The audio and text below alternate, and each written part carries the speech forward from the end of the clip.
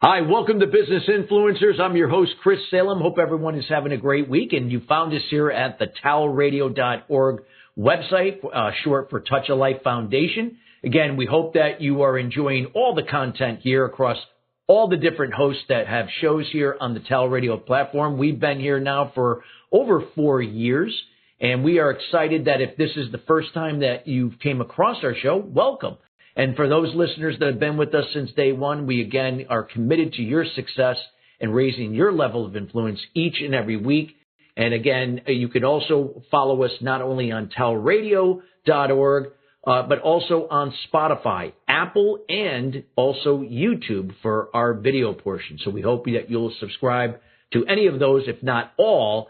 This way you can access our show each and every week where we bring a subject matter expert sharing their words of wisdom and insights, you and your level of influence to the next level. Today's show is being brought to you today by Alumni Direct. Alumni Direct is a new social media community platform dedicated to bringing alumni together from all different generational types and an opportunity to meet new people for the first time. Now, it is a membership program taking out all the noise out of social media. You get to generate genuine and authentic relationships with the people you choose to interact with. If you'd like some more information about Alumni Direct, check them out at alumnidirect.com. That's alumnidirect.com. Well, we got a great show for you today. We're going to be talking about the 5-hour workday. Yeah, who would not want a 5-hour workday? Well, you're going to hear about it here today, especially for those that, have been grinding for the last few years in your business. I know that I was victim of that as a workaholic many years ago. But it's all about today harmony, because if we don't, we're going to burn out. Well, we're going to be talking about what you can do in that area. We're going to be here with our subject matter expert, Trevor G. Blake. And Trevor is a New York Times bestselling author and a serial entrepreneur who went from broke at 38 to building and selling multiple companies to over 400 million, all without employees, hustle, or burnout. Wow, you're going to love this today then.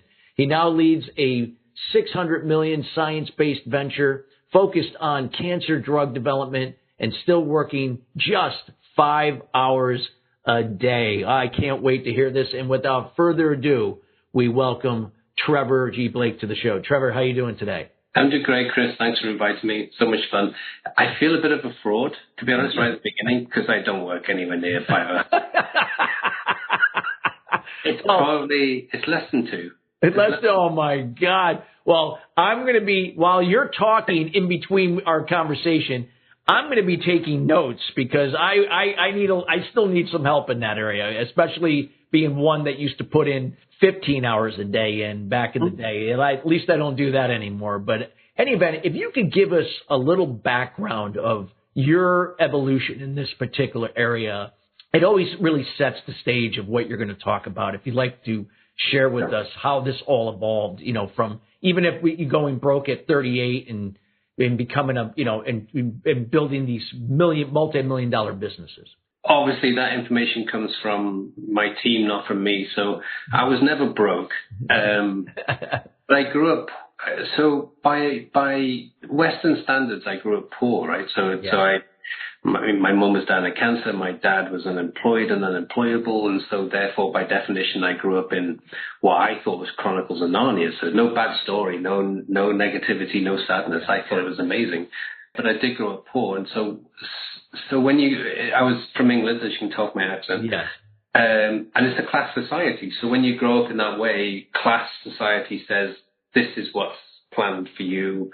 Don't even think about anything else. And I wouldn't accept that. I didn't like that. So I decided that I wanted more than that for my life. So I sought out different ways of thinking and different ways of doing things. And most of that came from in my day. So, it's before the internet. I'm sorry to age myself, but it's before the internet days. So my days were the library, and I would find myself in the library and I would just read biography after biography through time and people in different adventures in life. And I figured out that, they figured it out, and therefore I don't have to go through the same experience. I can copy what they did, and that's exactly what I did. And what I figured out was that they didn't work Like Henry Ford didn't work from 6 in the morning to 10 at night. Now you can, nothing wrong with that. Okay, so I have a lot of friends who are hustlers, right? They project and talk about the benefit of hustling, and they can make anything they want. But they're on their third marriage. The dogs don't even recognize them, and they're on some kind of alcohol or something to take them down a little bit. Take the edge off. Yeah. Yeah. And so that was never anything. I'm a lazy guy by nature, so I'd rather be in a hammock than working. So I wanted a different way of doing things, and I found it in the biographies. And what they showed was that the brain can only really be fully functional, at its most powerful, for about 2 hours, and then you need to switch off. And we all experience that. So we sleep and we have these amazing dreams, and then we get in the shower and we have these aha moments in the shower, like, why didn't I think of that yesterday? So I wanted to kind of build a lifestyle. So although the 5-hour workday sounds kind of gimmicky, it's not 5 hours and then watch TV. It's 2 hours and then take some quiet time, meditate, go into nature, hang out with your family, do whatever it needs, whatever you need, whatever to you turns you on in terms of switching off. So you're on, you're off, you're on, you're off. And so I learned through neurology and neuroplasticity that I could switch on for 2 hours. After that, it's diminishing returns. Don't fool yourself that you're in the zone, because you're just going to throw all that stuff up. That's a great point. Yeah, I've done the same thing. So I'm a writer as well as an entrepreneur. And whenever I've been in the zone and I've written for 14 hours non-stop, next day, I throw 12 hours of that away. And every time, without fail. Next day, I look at it and think, what was I thinking? That's rubbish. That's terrible. So I learned the way the brain works is to 2 hours on, 2 hours off. Now, the question is, what do you do with your 2 hours off? So the secret is to put yourself in a place where you can have those aha moments. So you could shower for 2 hours if you want. Yeah. But you'll look like a prune. You're gonna have wrinkly, pruny skin. Yeah. So what I do is I go for a walk in the woods, and I have these amazing moments. Yeah. So in my life, I'm very lucky to have met some, how we judge success, quote unquote, successful people. And when we get together, what do we talk about? We do not talk about sitting at the laptop. We do not talk about crushing something. We do not talk about analyzing. We talk about the magic stuff. Like when we do nothing, like all these ideas just show up, and I look like a genius, but I don't know what I'm doing. But this idea showed up, and I've built a company out of it. How did that happen? So it's a beautiful thing, but it's about having the discipline to schedule the off time with the same discipline that we all schedule the on time. So we all schedule the on time, right? I've got a Zoom meeting today between this hour and that hour. I have a doctor's appointment. I have this, that, and the other, and we will hold that religiously into our time scale. But then we won't kind of religiously say, I need an hour in the woods, or I need 20 minutes with my dogs, or I need to play with my kids for 5 minutes. I mean, we don't do that. Yeah. Disciplined in a way, but kind of fit it in. So the secret for the 5-hour workday is to discipline it all. Like you discipline the off time just as much as you discipline the on time. And then you have those magic moments like, Ray Dalio, multi-billionaire hedge fund investor. Yeah. He always says that my best ideas came when I was doing nothing. Yeah, I've read that with Ray. Matter of fact, Ray lives about 35 minutes away from where I am right now, where I live. I live in Connecticut, so he's in Westport. Yeah. Fantastic. And you can't, you don't have to listen to me and believe me, but if someone like Ray Dalio, who's probably personally worth $2 billion, says, I don't know what I'm doing, but when I'm doing nothing, it just arrives. I think that's a pretty cool thing. And that's what I got from biographies, is that I don't have to have the same experience. I can just steal their experience. Yeah. I can just learn from their experiences and say, okay, I'll do that. And that's worked brilliantly for me. I've built 7 companies, and most people could say that, but it's 7 from 20 or something. No, it's 7 from 7. It's a formula. That's fabulous. Can you share about how you did it with the first one, and and how what you just talked about? That again is it's a lot of things you said resonate with me. I can remember in my prior businesses how I would hustle early in the week, and then all of a sudden I remember telling my wife, I go, I'm going to take Friday off. Well, why? just, I don't know. I have a feeling that, if I keep pushing, it's going to push the business away. If I'm just going to, check out and just let it now come. And sure enough, I'm not saying all the seeds I planted all sprouted, but that oftentimes that would work. Like business would come when I wasn't pushing it or forcing it or, that type of thing. I just let it be and just be in the moment. And like you said, doing something like walking, going for a hike, and then coming in back and settling in and looking at my phone and go, oh my God, that deal just came through. No, right. That's exactly how it works. I learned it the opposite way. So I came from the corporate world. And in the corporate world, long hours, but most of your time is spent doing nothing. But you think that you're doing something. And so my classic saying is, everyone in the room, so we know what the answer is, but everyone in the room hasn't said it yet. So we have to wait till everybody says it, and then we all agree with the boss, and then we move on to the next thing. But that's like 3 hours gone by. So when I came out of the corporate world, started my first company, I remember I would sit at my computer waiting for an email. And then the phone wouldn't go. And I was thinking, well, I'm obviously not very good as an entrepreneur. I don't know what I'm doing because the phone's not ringing. And I didn't realize how much time in the corporate world I had completely wasted just BSing with it, because that's what we do. That's what we're trained to do. It's what we've been indoctrinated to do. And I was pretty good at BSing. So that's how I had a great career. So when I started my first company, I actually burned myself out in the first 6 months because of that. The stress, the pressure of waiting, thinking, nothing's happening. No one's contacting me. Nothing's going on. And then I realized that actually everybody is doing what they were paid to do, but they don't need me. And then, so I kind of have a growing up moment. And then I realized to step back.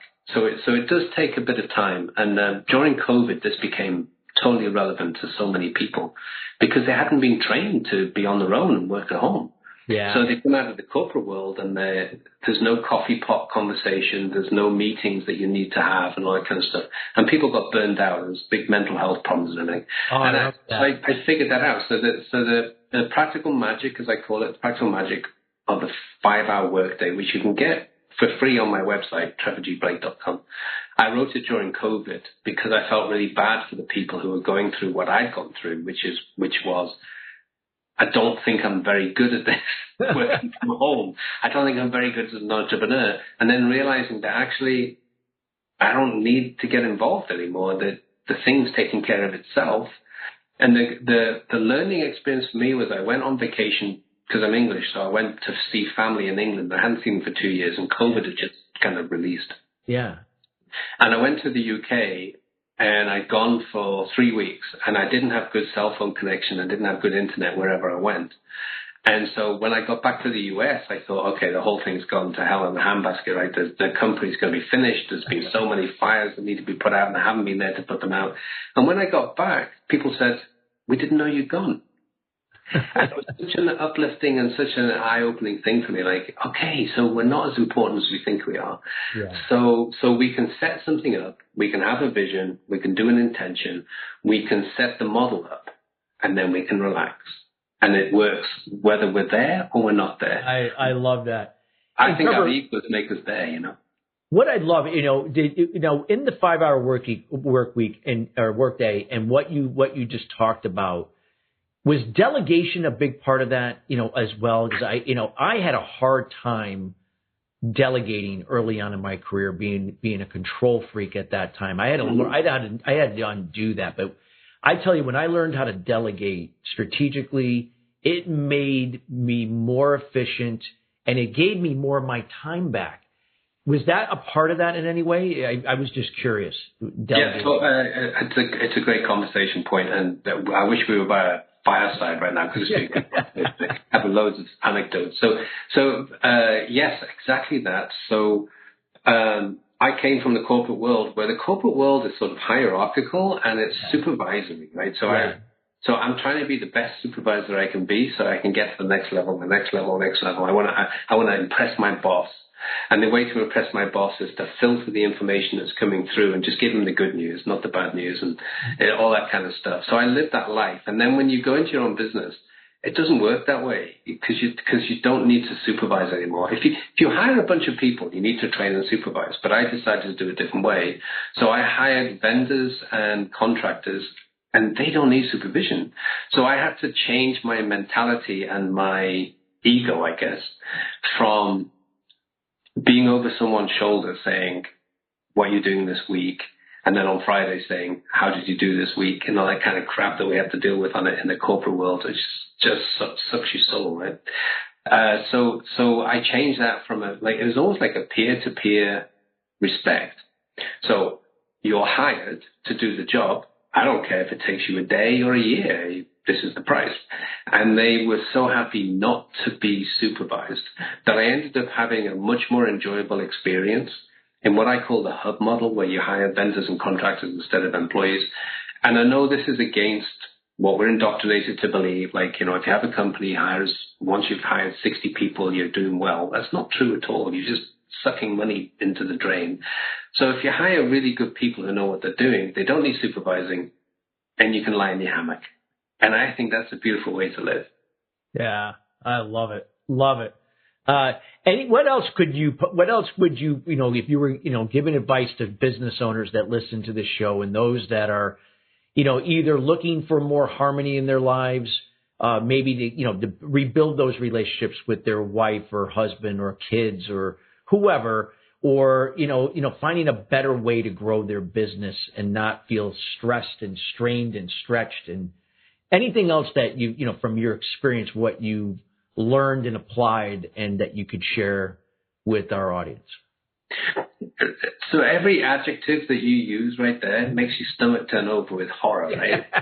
And it just makes you go, no, I don't want that in my life. No, I hate that. And so isn't that enough of a guide that that's not the right way to live? Yeah. I mean, isn't your intuition telling you something when you feel that way? So ironically, everyone I've met, so I'm lucky enough I'm blessed enough to live in a life where I meet some amazing human beings who are very, very successful in their own rights, in their own way. And we never talk about business, and we never talk about hustle, and we never talk about laptops or emails or any crap like that, or social media. We talk about more esoteric stuff, so you imagine your success, and then you sit back and wait for it to happen. And it sounds very woo, right? But I'm a physicist, I'm a scientist, so I'm very pragmatic. I like to know why things work. A lot of people I meet and talk to are not necessarily scientific, but they've had amazing successes, multi-billion-dollar companies. And what do we talk about? We sit down by the fireside and we talk about more of the esoteric side of life than the practical side of life.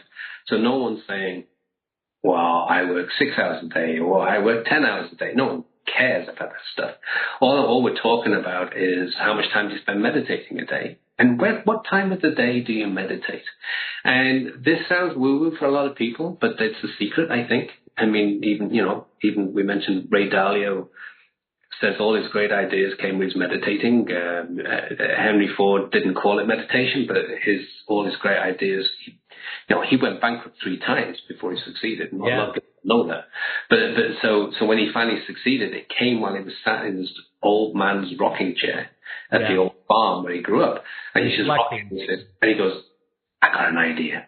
Uh-huh. And that's the magic, and that's the beauty. So that's kind of why the 5-hour workday works, because we have these times when we need to crunch, we need to analyze, we need a spreadsheet, we need to do social media, we need to do our marketing, we need to do all that kind of stuff, but we don't need to do it all the time. And so we stop and discipline ourselves and say, okay, so I don't, when I wake up in the morning, doesn't matter what time it is, I don't go anywhere near electronic devices until 9.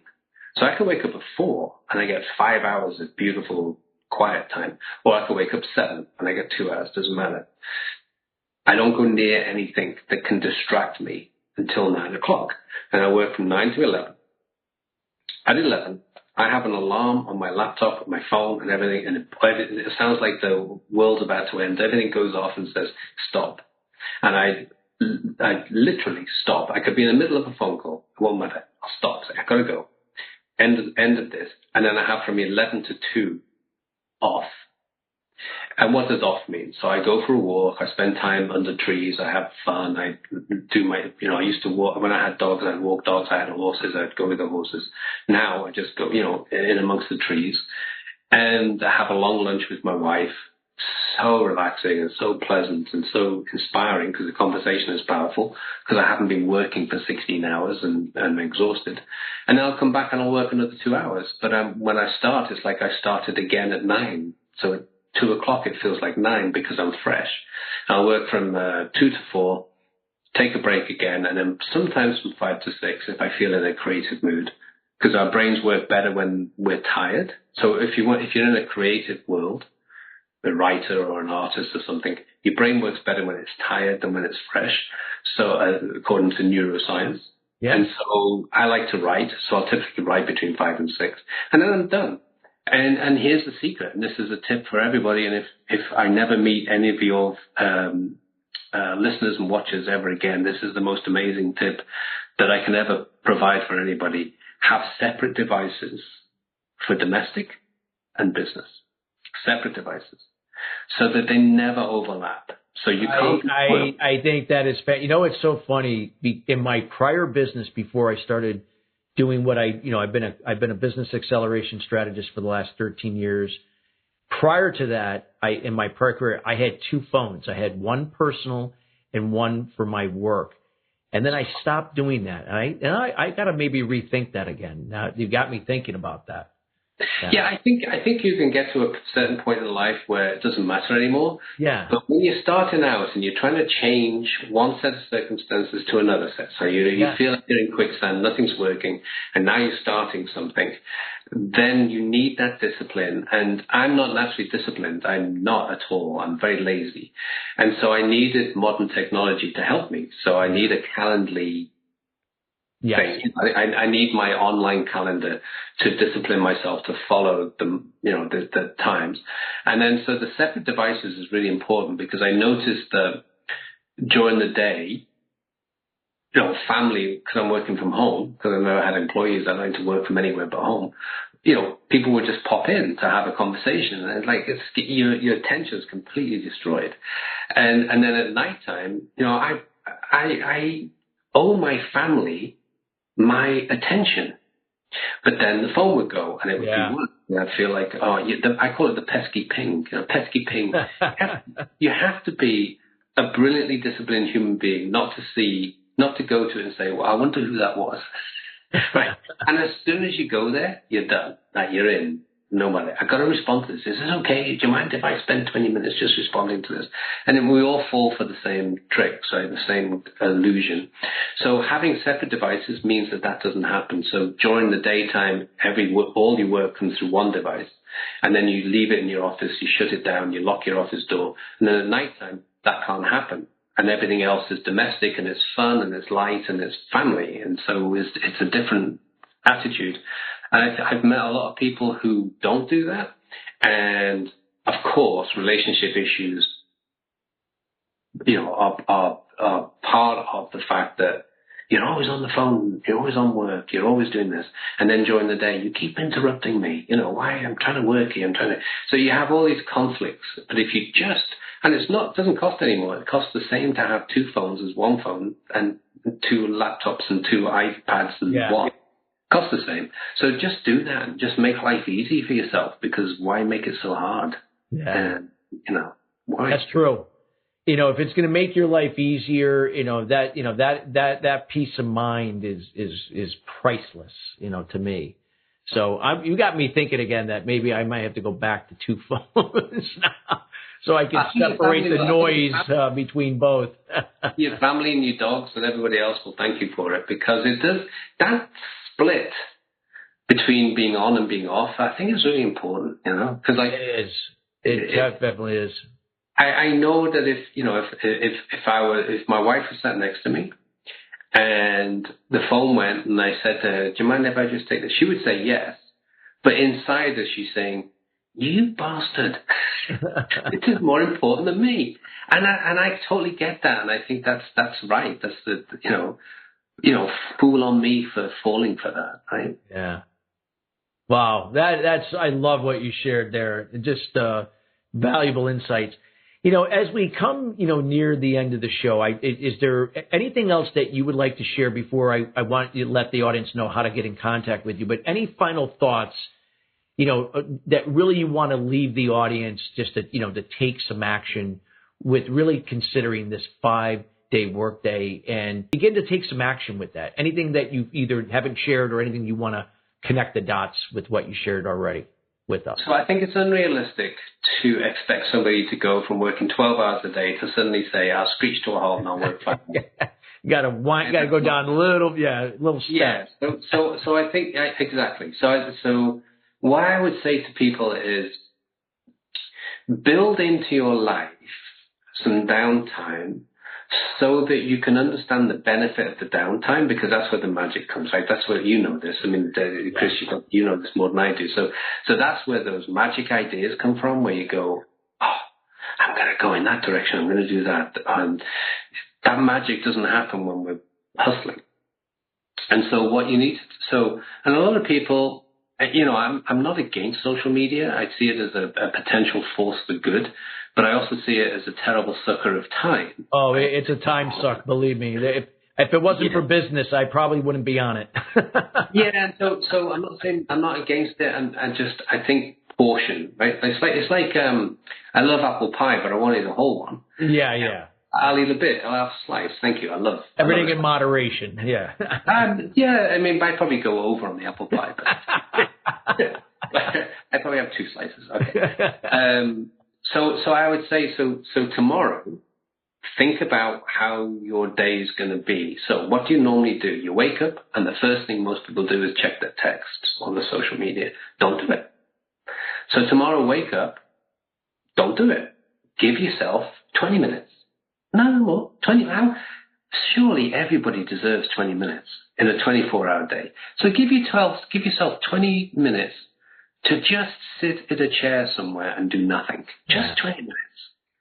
And you know what? You'll hear stuff you haven't heard in years. You'll hear the birds that you've forgotten that you you take for granted. Oh, yeah. Yeah, you'll have this magic 20 minutes, and it'll set you up for the day, so your energy will be really high and you'll be ready for it. And then go access your text and everything. And I guarantee the text that would have made you angry if it was the first thing you did in the day, now it doesn't even matter. It kind of rubs off the more, yeah.